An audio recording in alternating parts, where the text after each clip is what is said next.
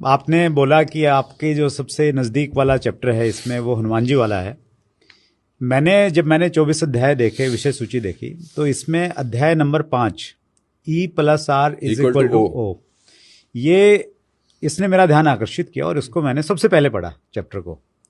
इसके बारे में थोड़ा डिटेल से बातचीत करते हैं। और मुझे बहुत ये एक बिल्कुल अलग सी चीज़ लगी, और जब मैंने अपनी ज़िंदगी पे भी इसको लागू करके देखा तो मुझे लगा कि यार बहुत वैलिड है, क्योंकि आदमी कहीं ना कहीं चेक करता है और फिर लगता है कि यार 100% सही है।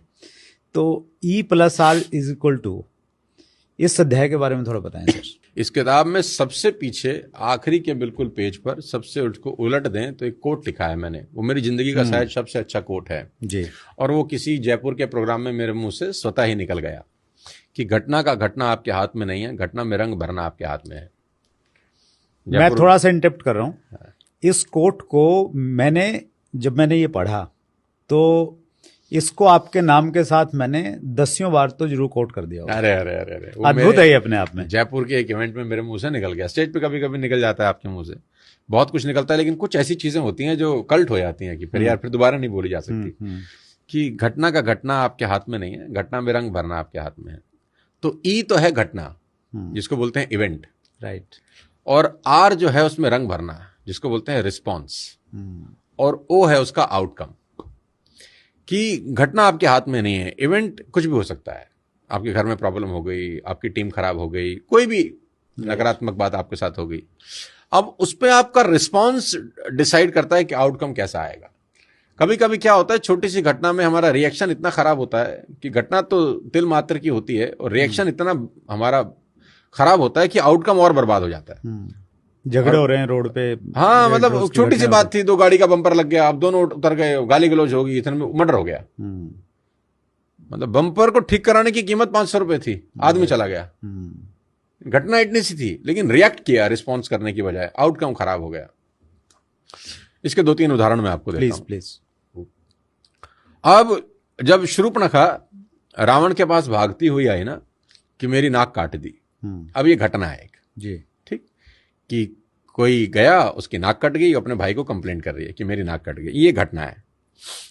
अब इसका रिस्पॉन्स क्या है? अब रावण ने इसका रिस्पॉन्स ऐसे दिया कि बहना छोड़ूंगा नहीं, जिसने तेरी नाक काटी है उसको तो मैं दिखाता हूं अब। ये है रिस्पॉन्स। आउटकम में क्या हुआ? पूरा कुल समाप्त हो गया। ठीक। रिस्पॉन्स ऐसा भी हो सकता था कि वो शूर्पणखा से पूछ लेता कि तू वहां करने क्या गई थी।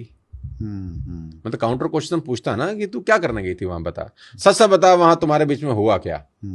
ये क्रॉस चेक करने दे मेरे को। हाँ, मुझे एक बार पता कर लेने दे कि मेरे वो उनका पॉइंट ऑफ व्यू भी जान लूं, जिन्होंने तेरी नाक काटी है, कि इन्होंने नाक काटी क्यों। तो अगर ये 3 सवाल पूछ लेता कि वहां हुआ क्या, तू वहां करने क्या गई थी, एक बार मैं उसका पक्ष भी जान लूं, तो रिस्पॉन्स बहुत बेहतर होता। रिस्पॉन्स में मां का हरण नहीं होता, और आउटकम कैसा होता? राज करता। लेकिन उसका रिस्पॉन्स कैसा था? वाहियात। घटना तो सिंपल थी, लेकिन रिस्पॉन्स वाहियात था, तो आउटकम में कुल समेत मारा गया। अब दूसरा उदाहरण लो। द्रौपदी ने दुर्योधन को पानी में गिरते देखकर बोला, अंधे का बेटा अंधा। यह भी घटना है। यस, अंधे का बेटा अंधा। अंधा। अब उसका रिस्पॉन्स कैसे आया? उसने बोला, जब मौका मिलेगा तुझे बताऊंगा मैं। उसने चीर हरण किया। आउटकम क्या हुआ? 100 भाइयों समेत खत्म, समाप्त। रिस्पॉन्स ऐसा भी हो सकता था कि उसके बोलने से थोड़ी ना तू अंधा हो गया। भाई, उसने अंधा बोल दिया, उसके बोलने से तू अंधा नहीं हो जाता था भाई। अब आपको किसी ने गधा कहा, किसी के गधा कहने से तो आप गधा नहीं होते ना, लेकिन जैसे तुमने बाजू चढ़ाई कि तुझे बताता हूं अब हुए कि तुम गधे। तो रिस्पॉन्स ये होना चाहिए था कि तेरे अंधा कहने से मैं अंधा नहीं होता यार। बड़ा कूल सा रिस्पॉन्स है। आउटकम क्या होता? कोई दिक्कत नहीं थी, लेकिन रिस्पॉन्ड क्या था कि तुझे बताता हूं मैं। अब तीसरा एग्जाम्पल देता हूं, आपकी ऑडियंस पागल हो जाएगी सुनकर, प्लीज। तीसरा एग्जाम्पल इसका यह है कि इवेंट इतना खतरनाक है, और रिस्पॉन्स देखना फिर आप।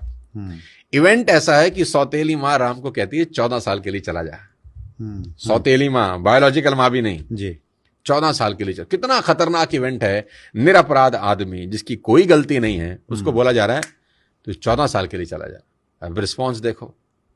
उसने कहा, माँ बस इतनी सी बात। आउटकम देखो कि वो एक राजा मर्यादा पुरुषोत्तम भगवान राम में कन्वर्ट होके लौटे 14 साल के बाद। ये है आउटकम। और आउटकम इवेंट की वजह से डिटरमाइन नहीं होता, आउटकम रिस्पॉन्स की वजह से डिटरमाइन होता है। अब 3 आपको मैंने अलग अलग एग्जाम्पल दिए। पहले 2 में रिस्पॉन्स इतना वाहियात था, कुल समाप्त हो गया, और तीसरे में रिस्पॉन्स इतना शालीन था कि आज युगों बाद भी भगवान राम की चर्चा होती है सिर्फ उस एक रिस्पॉन्स के कारण। अगर वो अटक जाते उस दिन कि मैं नहीं जाता, मैं कैसे चला जाऊं, गृह युद्ध हो जाता। लेकिन रिस्पॉन्स इतना शानदार था कि अरे भरत बना मैं बना एक ही बात है। देखो कमाल हो गया है। सारा खेल उस आर का है वत्स साहब, जो ई के बाद आता है।